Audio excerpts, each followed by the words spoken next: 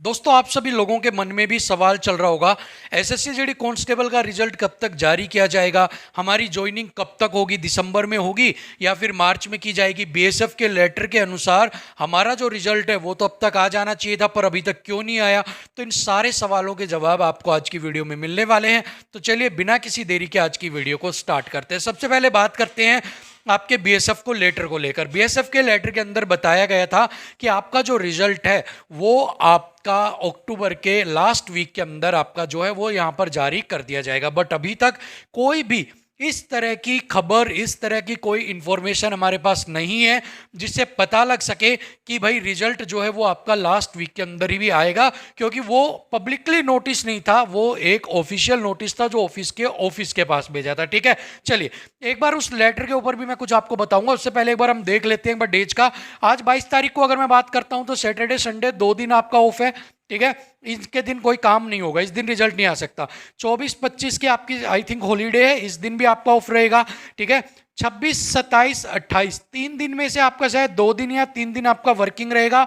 उसके बाद Saturday Sunday आ जाएगा और फिर आपके पास है मंडे यहां पर। ठीक है, 1 2 3 4 5 6 7, तो मतलब लास्ट वीक का मतलब है यहां से। ठीक है, यहां से आपके पास जो है वो रिजल्ट आना चाहिए। अब यहां से एक दिन आपका छुट्टी में निकल गया, 2 दिन आपके छुट्टी के अंदर यहां से निकल गए। ठीक है भाई, अब आपके पास दिन बचते हैं 1 2 3 4। ठीक है, इसमें से भी मुझे शायद 1 या 2 दिन आपका वर्किंग डेज रहेगा। ठीक है, सो यहां पर आपके पास 3 या 4 दिन का समय है जिसके अंदर अगर आप बीएसएफ के अकॉर्डिंग देखते हो तो आपका रिजल्ट जो है वो यहां पर जारी कर दिया जाए। ठीक है, सो ये तो वो शेड्यूल है जिसके अकॉर्डिंग लास्ट वीक के अंदर किन किन डेज पर आपका आ सकता है।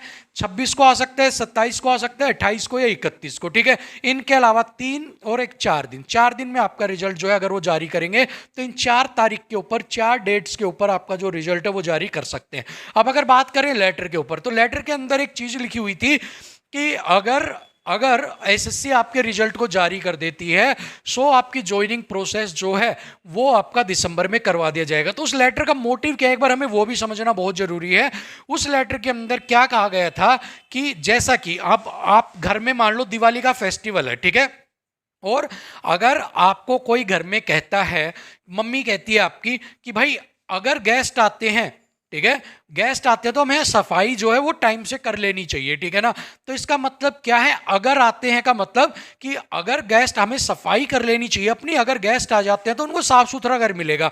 इसका मतलब है गेस्ट आ भी सकते हैं और नहीं भी आ सकते, बस सफाई आप अपनी रखो भाई। ठीक है, तो सेम चीज को आप यहां से समझो कि आपकी जो अगर एसएससी ने रिजल्ट जारी कर दिया तो दिसंबर में ज्वाइनिंग हो भी सकती है और नहीं भी हो सकती, लेकिन अपनी तैयारी रखो। सेम वही चीज है, सफाई रखो, गेस्ट आए या ना आए वो बात की बात है। सो सेम तैयारी रखो, अपने कैंप्स के अंदर बच्चे आएंगे, अब आ भी सकते हैं या नहीं भी आ सकते। ठीक है, सो यहां पर मैंने पीछे भी बताया था आपके जो रिजल्ट है वो 50-50 की यहां पर जो खेल है ना वो यहां पर खेला जा रहा है। ठीक है, अगर इन 4 डेज के ऊपर, अगर आपका जो रिजल्ट है अगर वो नहीं आता है सो आपका जो रिजल्ट है वो नेक्स्ट 50 के खेल में चला जाएगा, क्योंकि जो फर्स्ट हाफ 50 है ये वाला लास्ट वीक वाला जो फंडा जो उस लेटर के अंदर था वो यहां पर क्या हो जाएगा, रोंग यहां पर हो जाएगा। ठीक है, सो अगर ये यहां पर रोंग हो जाता है तो फिर अगले 50 पे आएगा और अगला 50 आते के साथ ही जो आपका रिजल्ट है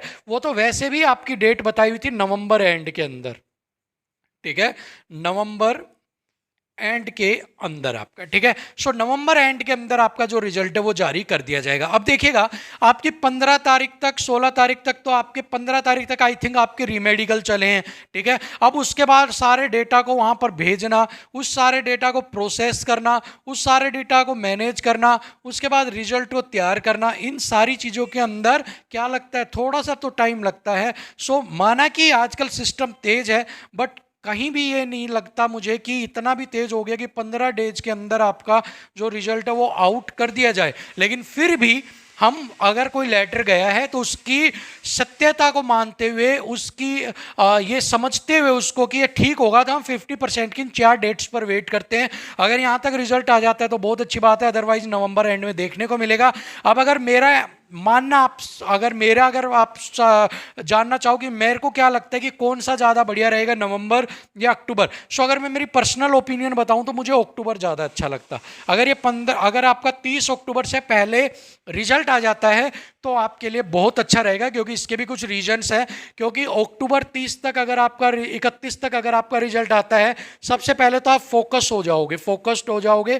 ठीक है, फोकस्ड कैसे हो जाओगे आप, जिन भी बच्चों का सिलेक्शन हुआ है वो आगे देखेंगे, जिनका भी नहीं हुआ वो स्टडी पे देखेंगे, और जिन भी बच्चों को ड्रीम जॉब मिलेगी या नहीं मिलेगी वो भी आगे देख लेंगे। ठीक है, साथ में ही अब जो आपके 24/7 कट ऑफ का डर है, वो डर भी आपका बाहर निकल जाएगा, एक तरफ काम होगा, आपका माइंड बिल्कुल सेट रहेगा। अभी अब मुझे पता है आपका, आप कोई भी काम करते हो, मान लो आप पढ़ने भी बैठ रहे हो ना, तो भी आपको उस तरफ दिमाग जाता है आपका। ठीक है, सो वो चीज़ यहाँ पर आपकी हट जाएगी, और जल्दी ही आपकी क्या हो जाएगी, ज्वाइन हो जाएगा। ठीक है, दिसंबर के अंदर, मतलब 2022 का बैच ही आपका बन जाएगा, बजाय कि अगले साल जाने में।